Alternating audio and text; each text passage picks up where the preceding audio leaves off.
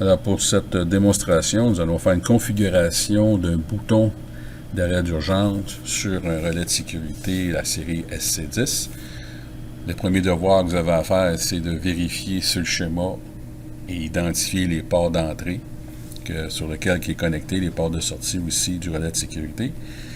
Et puis, si vous avez d'autres options sur les IN4, IN5, etc., les IO, eh bien, vous les retirez, donc les points de raccordement, vous les débranchez, parce que lui, quand il va faire sa période de scrutation, il va venir valider, puis il va vous dire qu'il y a une erreur, alors c'est à retirer pour le moment.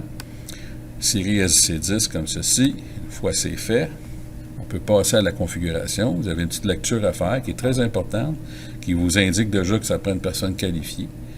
On tombe dans la sécurité.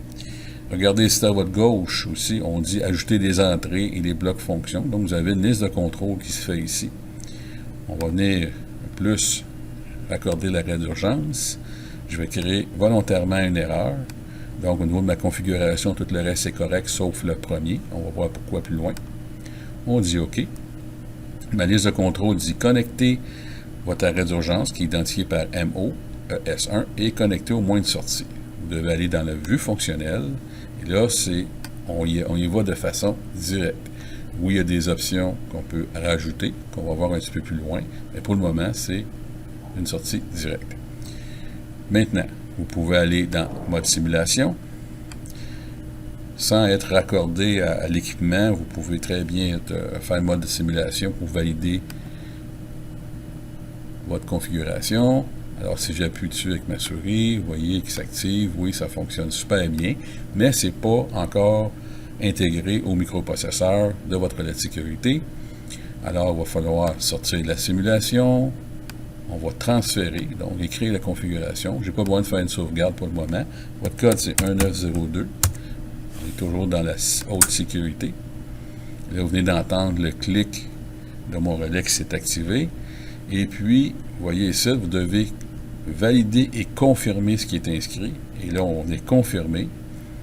Vous pouvez enregistrer la configuration confirmée. C'est un moyen de protection pour un technicien pour dire que telle journée, telle date, vous avez fait votre travail comme il faut. Si se produit quelque chose, c'est votre preuve. J'en ai pas besoin pour le moment. On dit fermer. Et là, si je vais en mode réel, regardez bien ce qui va se passer. Il me donne un avertissement parce qu'à chaque configuration, il va falloir faire énergie zéro, donc couper l'alimentation. Quelques secondes. Il est réactivé. Et là, il va enregistrer votre configuration. Là, maintenant, on peut aller en mode réel.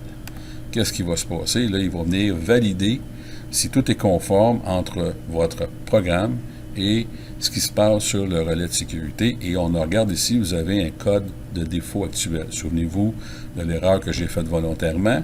Donc, je vais appuyer sur Help.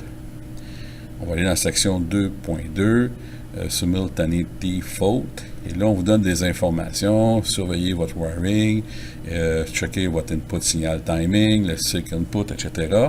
C'est ce que je vous disais tantôt. Sa période de scrutation, il est venu confirmer et il dit quelque chose qui ne fonctionne pas. Alors, on sait que, dans ce cas ici, si je désactive mon mode réel, je peux revenir à mon équipement, j'appuie 2 fois sur le bouton d'urgence, je remets exactement tel qui est indiqué sur le schéma électrique que j'ai. Voilà, et là, je vais recommencer. Réécrire, pas besoin, il va me demander mon code, 1902. Continuer. Donc, beaucoup de validation en cours. Confirmer encore une fois. On ferme. Et là, je vais pouvoir passer en mode réel. Non. On l'oublie souvent, celui-là. Coupeur d'énergie.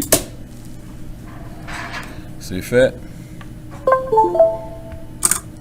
On vient d'entendre l'activation. Là, vous voyez ici que j'ai pas programmé R02 qui est déjà en alarme. R01, c'est vrai. R1, c'est vrai. Vue fonctionnelle. On le voit ici.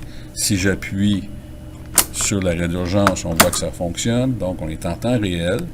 Câblage, même chose. Regardez, on est en temps réel. Est-ce que le Logic Ladder va le faire? La réponse est non.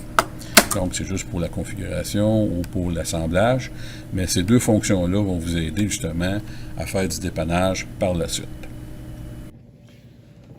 Alors, voici le résultat de la configuration. J'ai retiré les conducteurs non nécessaires à cette configuration-ci.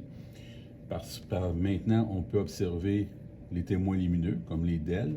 Vous avez des DEL vertes, des DEL rouges. Les DEL vertes sont activées. Donc, si vous vous souvenez de la programmation, on utilisait IO1, IO2 qu'on retournait vers le contact. Donc, lui envoie un signal. Puis, ce signal devrait revenir sur IN1 et IN2. Lorsque je l'active, il va avoir coupé le signal.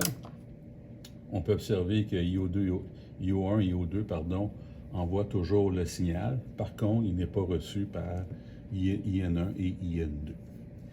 Alors, c'est de cette façon qu'on peut venir visualiser les signaux, s'ils sont corrects ou pas. Donc, on peut s'en servir, encore une fois, pour un processus de dépannage.